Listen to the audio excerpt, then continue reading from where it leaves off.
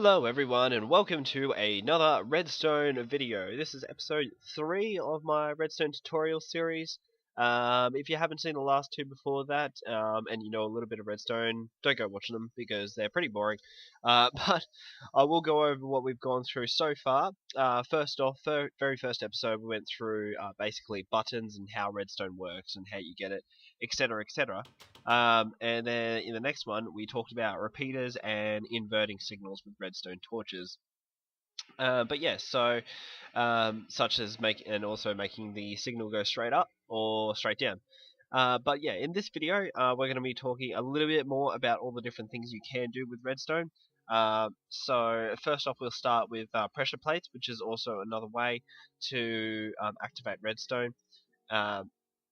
So the first one is the stone pressure plate, which is basically 2 bits of stone put right next to each other. I should have put the recipe down. Let's see if I can do that quickly now. So just chuck a chest here and there, and then we just need to come in here as 2 stones. So basically, just like that, then you got your pressure plates, I do believe. But yeah, and then also in this one, that's exactly how you make a wooden pressure plate. Now there's one difference with the wooden pressure plates and the stone pressure plates is both of them, they will stand on, they'll activate the redstone as you can see.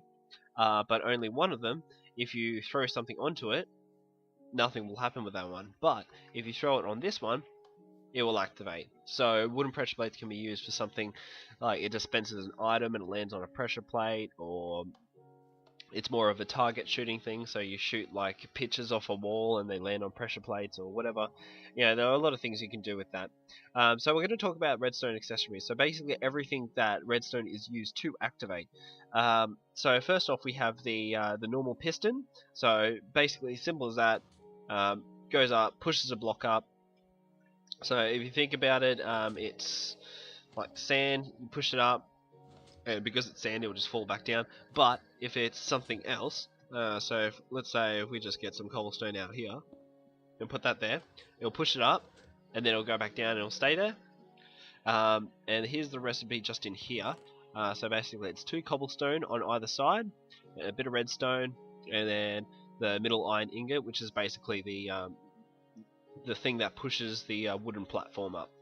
So if you do think about it, the design does make sense. But yeah, so that's how you make it. That's the recipe for it. Then we have the sticky piston, which is basically exactly the same, except whatever block you put on it, like that, where the actual what looks like glue, then it will just stick to it. So even if it goes up, it'll go back down as well. So it's handy for such things as like doors or anything like that. If you want to make a door out of blocks instead of an actual door, because I don't know, you want to make it look a bit more fancy. You want to make it out of glowstone or something like that, whatever. But it's pretty simple. Once you've got your normal piston, which I've shown you the recipe for, then you just chuck a slime ball on top of it, and that's how you get a sticky piston. So if you need it, then you're going to have to find a slime to do it, and they're quite frustrating to find, but once you get it, you're all good. The next one I want to talk about is dispensers and droppers. So there's there's a very big difference between them. First off, we'll just go to the recipe for the dropper. So it's basically a cobblestone like arch, like a doorway, and then a bit of redstone at the bottom. And then with the dispenser, it's exactly the same, except you have a bow in the middle. Right, so the difference between a dropper and a dispenser is that if some items that can be fired, like say if I were to put arrows in a dropper, which I have, as you can see they're in there, and I stand on this pressure plate, it will just chuck them out like that. So just as an item. But if you put arrows in the dispenser and stand on it, it will actually shoot it.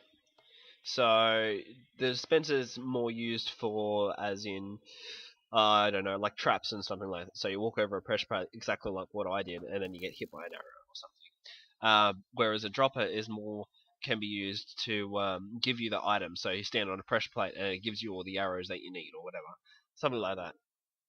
And the other difference in between it is that, well, it's not another difference, but it's another way it can be used with buckets of water. So if you were to put a bucket of water in a dispenser uh, and you activate it, then water is actually going to come out, and then you activate it again and the water stops.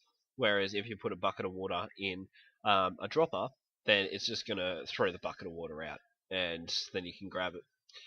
So the next thing is a note block. So this can be used to make like all kinds of things like songs or whatever. It depends on what block it's placed on, depending on what sound it does, and then you can adjust it. But yeah, here's a recipe here. So it's pretty simple. It's just a bit of redstone in the middle of a circle of any kind of wood. And so yeah, that just makes a nice little sound there. So you can use that for like a doorbell or actually building a song, which they have done a lot of, and it's all over YouTube. The next thing, I think I'm going to do that one last. The next one is actual redstone lamp. So if you stand on that, then it lights up. And so that can be done by getting a piece of glowstone in the middle and then making a cross using just redstone. And so this can be used to do stuff like turning on lights or whatever, making party lights, making flashing lights, or lighting up when something happens, or something like that. You know, you never know. It's your imagination is the sky's the limit with what you can do with redstone. Um, but yeah, so it's pretty simple like that. And the last one, of course, I'm going to try and make sure I don't stand on that pressure plate, is TNT, which is basically an X with gunpowder, which you can get off creepers once you kill them, and then you can just fill the rest in with sand, and that'll make a block of TNT. And as we all know what happens with TNT. Stand on it, it blows up, and there we go.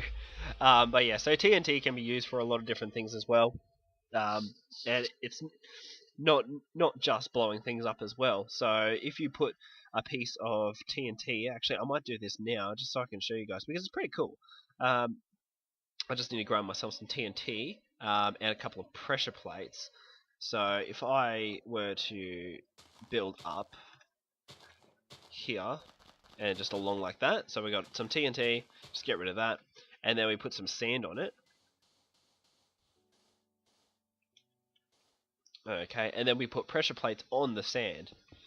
Then that can be used as a trap. So if you were to just be strolling along, if I can just get myself some blocks to actually stand on.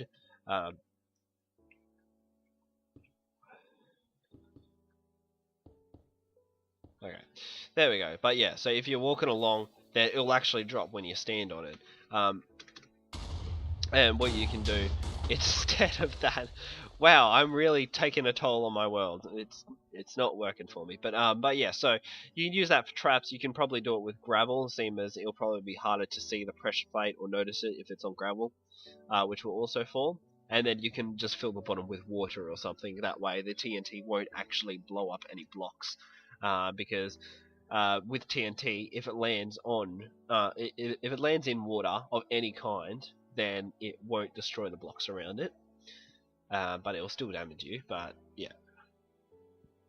So yeah, so that's basically all the accessories. There are a couple of other ones that I need to go into a little bit more detail with, such as hoppers and comparators, or I don't even know how to say it.